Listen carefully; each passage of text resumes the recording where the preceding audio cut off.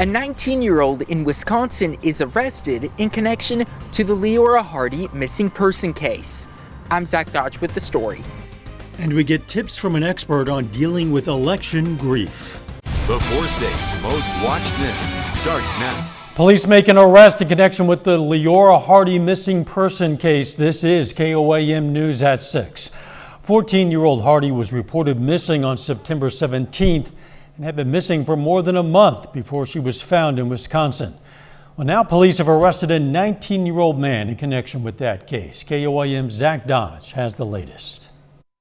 42 days. That's how long 14-year-old Leora Hardy was missing after disappearing from Joplin in September. Now, a month and a half later, she's safe at home and an arrest has been made. The city of Oconomowoc, Wisconsin police arrested a 19-year-old man from Oconomowoc on November 4th. The arrest came after Hardy turned herself into the police department on the 2nd, and investigators say they learned that the man had traveled more than 600 miles to Joplin in September to pick up Hardy and take her back to Wisconsin. Police say Hardy was with him until she went to the police station on the 2nd. She's now safe with family in Joplin, in part because of the Rise Coalition, which paid for a plane ticket to get her home. When it was brought to our attention that there was a young girl that really had been found and needed to be reunited with her family, we offered to expedite that facilitation. The Rise Coalition is a victim advocacy group that works with people who are sexually exploited and trafficked. But TRAC says they got involved because of their close relationship with Joplin police. We had been part of assisting the police department to get them fed while they were doing the incredible search that they did for that missing person at that point in time. And so obviously that collaboration, we were alerted to the fact that she had been found and were able in that instance to say, hey, is this a way that we could assist? Police are still investigating the case, and Joplin police declined the opportunity to comment on the arrest. Oconomowoc police say charges against the 19-year-old could be filed soon. In Joplin, Zach Dodge, KOAM News. The 19-year-old is being held in the Waukesha County Jail. A Joplin investigator is currently in Wisconsin. He's expected to return to Joplin tomorrow. Checking in with Doug Heddy now for a first look at the weather. Yeah, another great day for us today. We've had a nice week stretch that we've had pretty good weather across the region. Temperatures just about perfect into the 70s. Clear skies right now. Of course, it's already dark, but we'll continue with the clear skies throughout the overnight hours tonight. Temperatures still pretty good, low to mid 60s across the entire four-state area. A south wind kind of keeping those temperatures up at about 5 to 10 as we go through the overnight hours. So through the evening, we'll continue to slide back through the 60s, 50s, eventually later on tonight, down to about 54, 55 degrees. Friday looks pretty good. We do have a storm system which will start to sneak in early next week. So we're going to break that forecast down for you here in just a bit. All right, we'll see you soon. The outcome of the presidential election is still uncertain and could cause stress or even grief for some. KOAM's Chris Warner spoke with an expert on ways to cope with the issues. Nathan Honeycutt with the Ozark Center's New Directions facility says it's not unusual to experience stress or even grieve if your candidate loses the election. There's always been fallout with a candidate that you wanted to win not winning. Daniel Farage says it's not necessarily stress that's bothering him with this election. So I wouldn't say it's stressful. It's just kind of annoying. It's kind of like, okay, can we just get on with this? We want to know. Americans want to move forward, and that kind of more of an annoyance for me than it is stress. Farage says he's hopeful his candidate will win, but regardless of the outcome, he focuses on his studies, his family, and his faith to get through. My faith is really what's got me through in moments of strife and tribulation. And I know at the end of the day, no matter who the president is, or if there is no president, it doesn't change that you can't change that. And that's something that really helps me too. Honeycutt has some advice as well on how to cope with whatever the outcome of the election is or however long the counting process takes. Remember, take a deep breath. We can control ourselves. We can't control other people or other things or other outcomes. It is what it is. It will be what it is. And my world becomes more about accepting what is than trying to alter or change what is. In Joplin, Chris Warner, KOAM News. Honeycutt says it's also good to vent on occasion, and he suggests finding a group of like-minded friends or family who allow you to express your concerns freely. Brings us to today's KOAM News Now Instapoll. Today's question is, how much will the outcome of the presidential election affect your emotions? A lot, somewhat, or not at all? As you see, some people are voting already. You can vote at KOAMnewsnow.com/vote or through the KOAM News Now mobile app. Results are updated live, and we're going to be checking in on them periodically through this newscast. The Jasper County Health Department is reporting 2 more COVID-19 deaths. The patients were a man in his 70s and a woman in her 80s. This brings the total number of deaths in Jasper County to 61. Joplin Health Department is reporting its 38th COVID-19 related death. They say it was a 56-year-old man. Missouri customers of Spire Natural Gas Company who've struggled to keep up with the bills during this pandemic have a couple of new payment options. Spire is offering up to $400 in assistance for customers who've lost jobs or income and have an outstanding balance on their account. Spire will begin accepting applications for that program on Monday. Also, in addition to its existing 12-month payment plan option, Spire now offers an 18-month payment plan for customers impacted by the pandemic. Customers can enroll by paying 10% of their past due balance. You can find more information on the Spire programs at KOAMnewsnow.com. The number of coronavirus patients in Missouri hospitals has reached another record. The 7-day average for hospitalizations reached 1,672. That's 97 more than the previous record set a day earlier. In his news conference today, Governor Parson urged Missourians to be safe and help slow the spread. Politics has played an important role in how we've handled COVID-19. When people have tried to make the mask a political issue in the state of Missouri, all across the country. But I want to tell Missourians that mask is very important.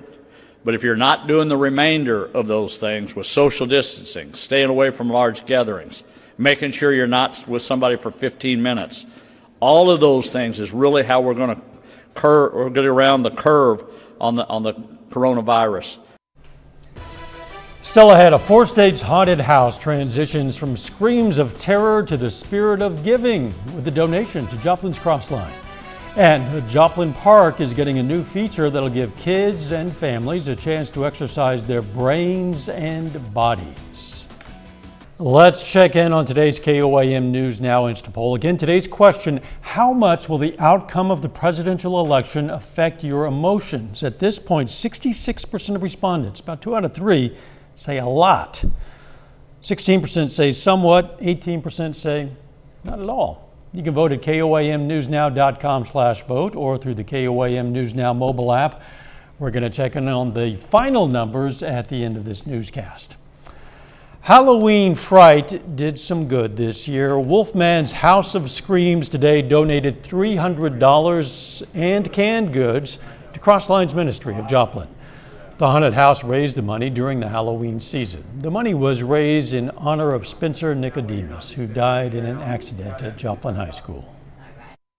This is something that we just have now. It's just an annual event that we do for Nico Night in his memory. So when you walk into our spook house, we actually have a memory. The first room that you walk into, it's our memory room, and we have a picture of Spencer there for his memory. Wolfman's has been doing this fundraiser for 3 years. Joplin Park officially has a new feature that'll allow kids and families to stretch their legs and their minds. The beneficiaries of that feature helped unveil it today with this ribbon cutting. It's a new story walk at Leonard Park. It features pages of a storybook along a walking path. And something like this just brings people to your parks one more time. Kids will be coming through here all the time. I can't wait to team up again, and because we do have some other parks that we can do similar projects like this. The project was spearheaded by One Joplin. The Pitt State Gorillas hit the road to St. Joe this weekend for their first road game of the fall. The Gorillas will face Missouri Western on Saturday afternoon. Both teams are aiming for their first win of the season. Pitt State dropped its season opener last weekend by 5 to Nebraska Kearney.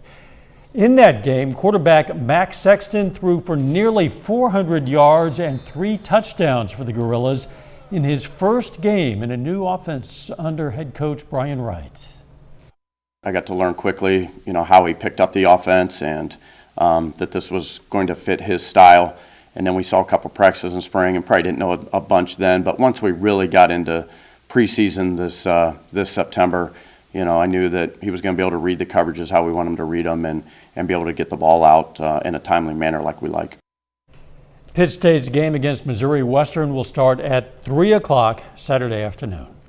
A little bit later, a Missouri neighborhood deals with a massive rat problem. We're going to tell you how it came about.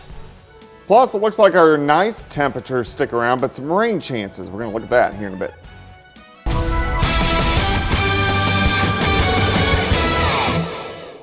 Another great day, fantastic temperatures once again as we went right back up into the mid to upper 70s. Very similar to what we have seen over the past couple days. We were mid 70s yesterday. We dropped back into lower 50s, mid 70s. Once again for us today, just about perfect temperatures across the entire 4-state area. Still outside, even though it's dark now, it's holding into the 60s. Carthage 65, 67 in Anderson, 64 in Miami, Pitt 62. Chanute is also sitting at 62 degrees, but you can see the entire Central Plains great. Very comfortable fall-like temperatures. We don't have any big storm systems, which have been going on at least over the past couple days, and we're going to stay pretty quiet at least over the next few days. South winds are light, but it does keep our temperatures up, and that's why we're not going to drop off throughout the overnight hours for us tonight. Currently outside, 65 winds, very light or calm. Humidity is at 63% through the rest of the evening hours. We'll drop back through the rest of the 60s into the 50s and then mid 50s for us a little bit later on tonight. But clear skies, nothing is going on here.